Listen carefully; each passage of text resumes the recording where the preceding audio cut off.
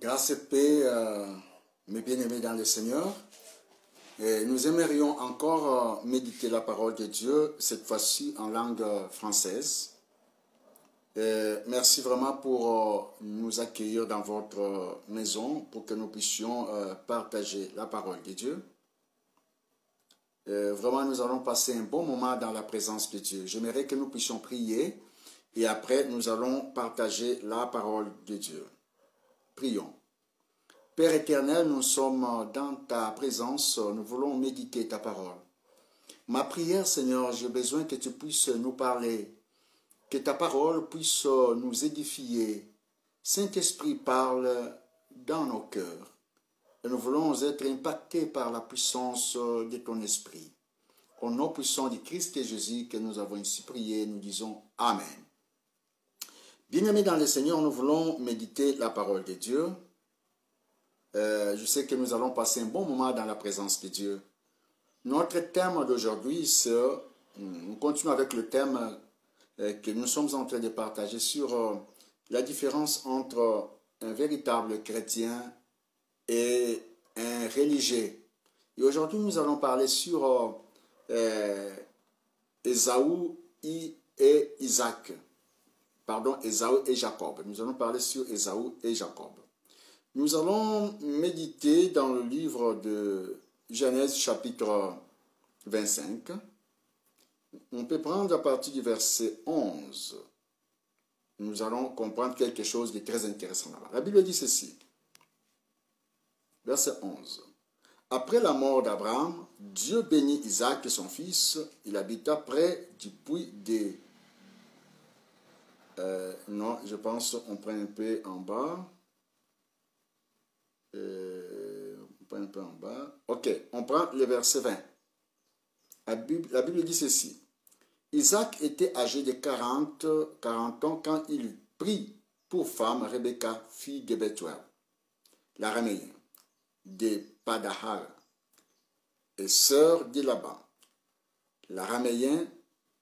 Isaac implora l'Éternel pour sa femme et l'Éternel l'exauça. Rebecca, sa femme, devint enceinte. Les enfants se heurtèrent dans son sein et elle dit, s'il en est ainsi, pourquoi suis-je enceinte? Elle alla consulter l'Éternel.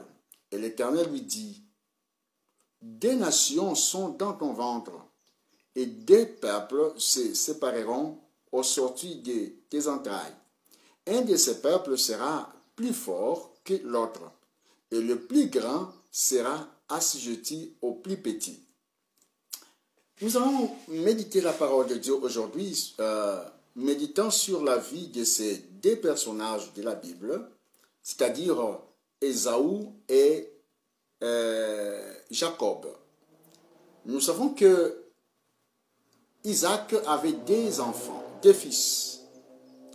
Le premier fils d'Isaac, c'était Ésaü, qui était le premier fils dans ses jumeaux, et le second était Jacob.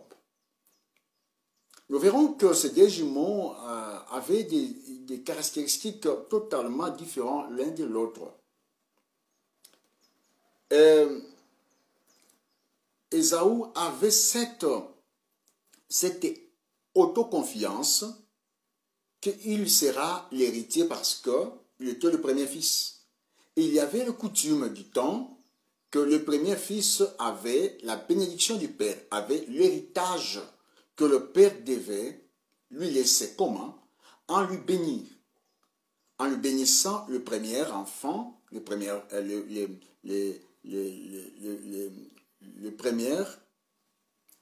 devenait héritier de toute la bénédiction du père. Et alors, nous allons voir que Ésaü va commettre quelques imprudences, va commettre quelques erreurs, que ces erreurs, je l'attribue à un religieux. Écoutez, même si Ésaü était fils de Jacob, mais la Bible ne mentionne pas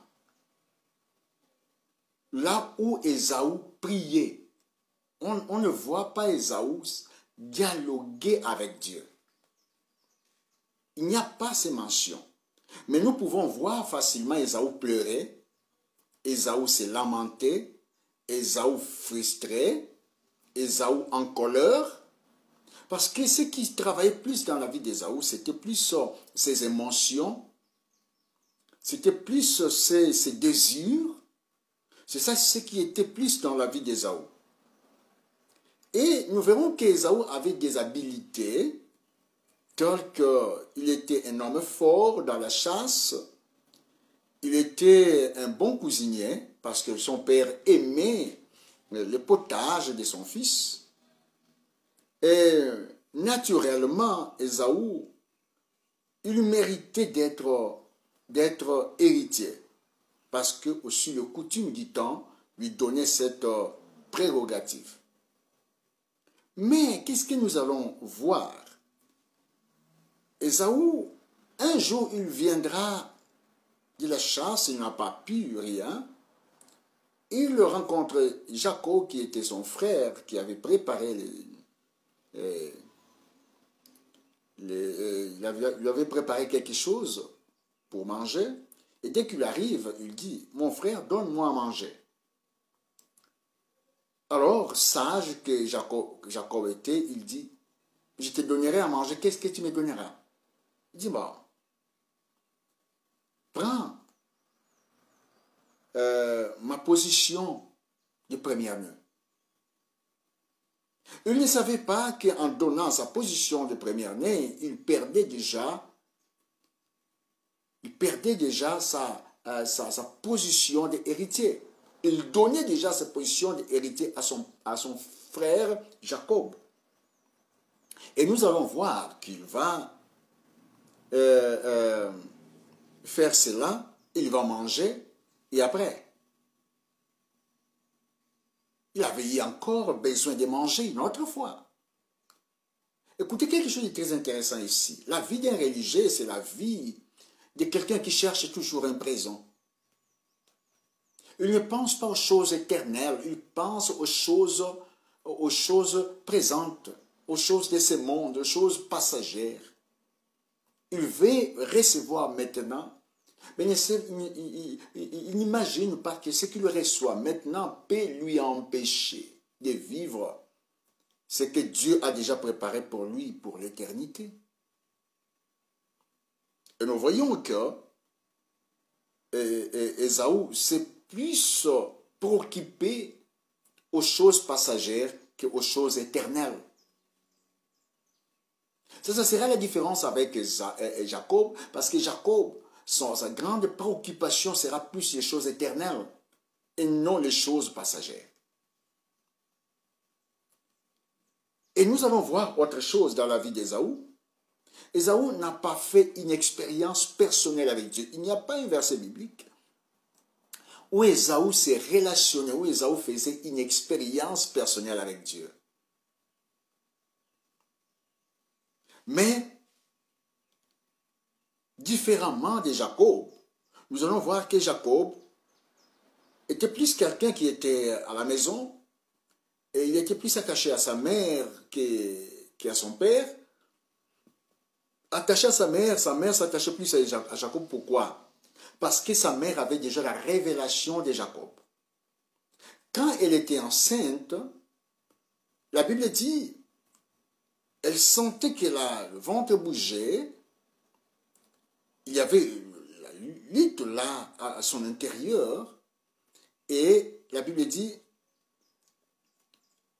Rebecca a consulté Dieu, il a demandé à Dieu, et Dieu lui a dit, des nations entrent là dans ton ventre, mais le plus grand va servir le plus petit. Alors, dès que les enfants sont sortis, la mère avait déjà la révélation, avait saisi cette révélation, elle savait que qui sera béni, ça sera Jacob. Pourquoi? Parce que Dieu lui avait déjà montré. Écoutez-moi ici, c'est quelque chose de très intéressant. Un véritable chrétien, sa vie est basée sur la révélation que Dieu lui a accordée. Bien aimé, pour devenir un chrétien, tu as besoin de la révélation de Dieu. Tu as besoin de la révélation que Christ se révèle en toi comme ton sauveur. Tu écoutes la parole et cette parole, comme c'est une révélation, cette parole, elle touche ta vie, impacte ta vie et transforme ta vie. Jacob, avait déjà la révélation, sa mère avait déjà la révélation de Jacob. Voilà pourquoi quand son père voulait bénir, Dieu a permis que Rebecca puisse écouter la conversation. Et Jacob était, je ne sais pas s'il mangeait, s'il faisait quoi. Quand tout s'est préparé, il n'était pas là. C'est ça qu'on appelle grâce. Il va vivre ce qu'il ne méritait pas de vivre. Mais il va vivre cela par grâce. Sa mère va entendre la conversation et sa mère va dire, viens mon fils, prends des animaux et tue pour ton père. Et je vais préparer pour toi, je veux préparer pour toi ce que ton père aime. Moi, je sais ce que ton père aime. Je vais préparer pour toi. Jacob a dit, mais maman, si mon père arrive à découvrir que je ne suis pas Ésaü, il va me maudire. Alors, Rebecca va dire, ne se préoccupe pas que cette malédiction tombe sur moi. Mais je suis sûr et certain que Rebecca disait dans son fort intérieur, je sais que ton père ne va pas découvrir et ton père ne va pas te maudire. Parce que moi, Rebecca, je sais que tu es sous la révélation, tu es sous la grâce de Dieu.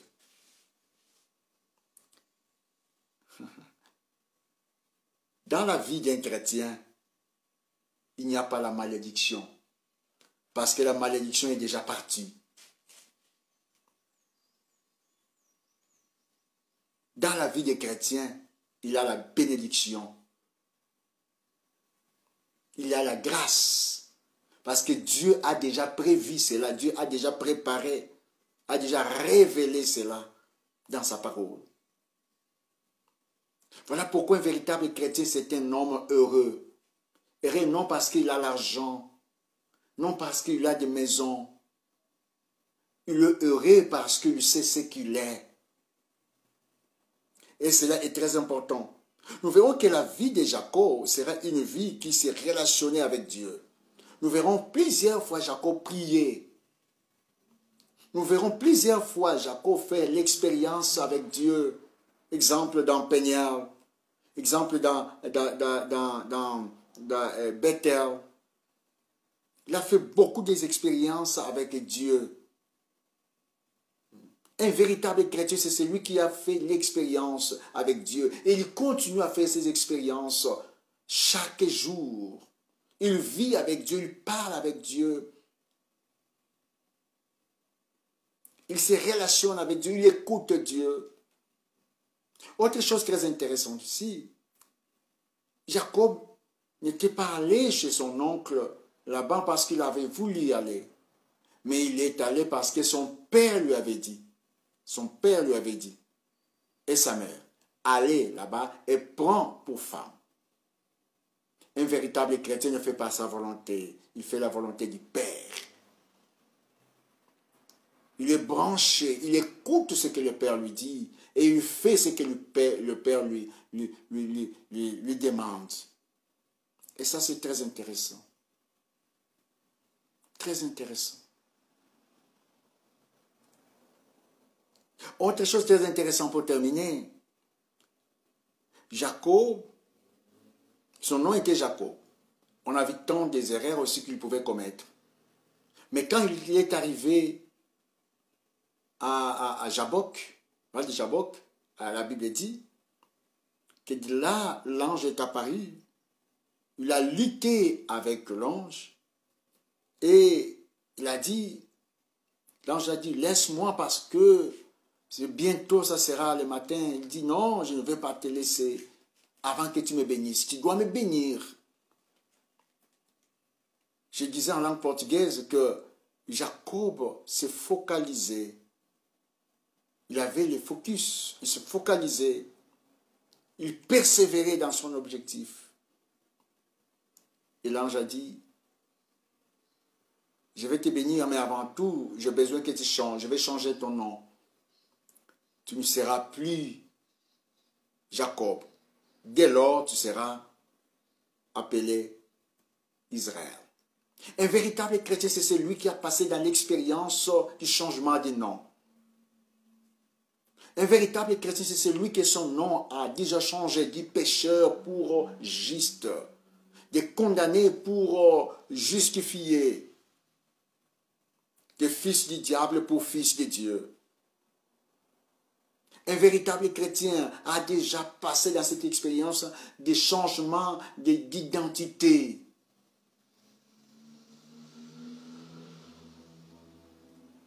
Nous verrons que Ésaü, son nom est resté Ésaü. Un religieux, sa vie reste le même. Mais pendant qu'un chrétien, sa vie change, parce que son identité change. Quand il se confronte, quand il se rencontre avec Dieu, son identité change. Du pécheur pour juste, de maudit pour béni. C'est ça ce que Dieu fait. C'est ça ce que Dieu veut. Bien-aimé, Dieu veut que tu sois un véritable chrétien. Dieu veut que tu puisses vivre l'expérience que Jacob a vécue. Dieu a changé le nom de Jacob. Et Jacob a changé le nom de l'endroit où il était. De va de Jabok pour Peniel. Un véritable chrétien change son milieu. Il change là où il habite. Il impacte son milieu. Ça, c'est le véritable chrétien. Je te pose maintenant la question, mon bien-aimé. Es-tu un véritable chrétien ou un religieux? Un religieux fait des choses par coutume, par habitude. Ésaü pouvait être béni par son père par habitude, par coutume. Pendant que la bénédiction de Dieu ne suit pas les coutumes, ne suit pas les habitudes, mais suit la révélation, la grâce. Et nous avons vu que Jacob était sous la grâce et il te bénit. Et Dieu veut que tu sois béni. Et tu dois comprendre que celui qui a Christ Jésus dans sa vie, il est déjà béni. Il ne sera pas béni, il est déjà béni. C'est ce que nous allons trouver dans la vie de Jacob. Que Dieu bénisse mon frère José Alves. Que Dieu te bénisse, pasteur. Qu'est-ce qui était arrivé dans la vie de Jacob? Jacob, quand il était arrivé chez son oncle Laban, la Bible dit, là, Dieu lui a béni. Il est venu avec la bénédiction. Son oncle lui a infernisé la vie. Sa vie était très compliquée là-bas avec son oncle. Mais Dieu a béni Jacob. Dieu a fait la différence dans la vie de Jacob. Laisse-moi te dire, si tu es un véritable chrétien, tu n'as pas besoin de suivre la bénédiction parce que la bénédiction va te suivre. Si tu es un véritable chrétien, tu n'as pas besoin de suivre les miracles, mais les miracles vont te suivre. Tu es déjà béni. Nous aimerions prier maintenant. Si réellement tu n'as pas encore reçu Christ Jésus dans ta vie, j'aimerais t'inviter pour recevoir Christ dans ta vie. J'aimerais que tu puisses faire cette prière avec moi ensemble. Tu peux dire, Seigneur Jésus, j'ouvre mon cœur. Je t'accepte maintenant dans ma vie comme Seigneur et unique Sauveur. À partir de maintenant, dirige ma vie. Au nom puissant de Christ Jésus. Je ne veux plus vivre pour moi, j'aimerais vivre pour toi. Au nom puissant de Christ Jésus, Amen et Amen. J'aimerais prier pour toi qui es malade, qui a des problèmes, et j'aimerais déclarer la grâce de Dieu dans ta vie. Père éternel, je te présente ma soeur, mon frère qui est malade, qui a des problèmes maintenant. Je déclare la guérison, je déclare les miracles, je déclare la transformation au nom puissant du Christ Jésus. Père éternel, merci pour ta présence. Père éternel, merci pour la visitation du Saint-Esprit dans la vie de tout chacun. Au nom puissant du Christ Jésus que je suis déclaré. Amen. Bien-aimés, que Dieu vous bénisse. C'était justement votre frère, le pasteur Bernardo Marques. Je suis ici au Brésil, dans la ville de Curitiba, mais je suis de l'Afrique, je suis de l'Angola. Et demeurez dans la paix du Seigneur et le dimanche prochain, nous serons encore ensemble pour méditer la parole de Dieu. Merci. Que Dieu vous bénisse.